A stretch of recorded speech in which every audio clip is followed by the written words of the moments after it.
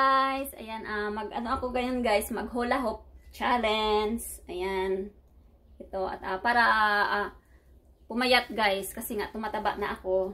Kaya kailangan talagang gamitin ito guys, kasi sayang naman, di ba? Binili ko ito guys para para mag-workout nga. At syempre para pumayat. Ayan, hula hoop challenge for today's video. Ayan. Panoorin nyo guys. Ganito.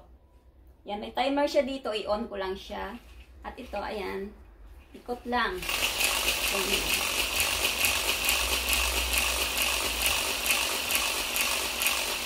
Buhok nga pala. Haba.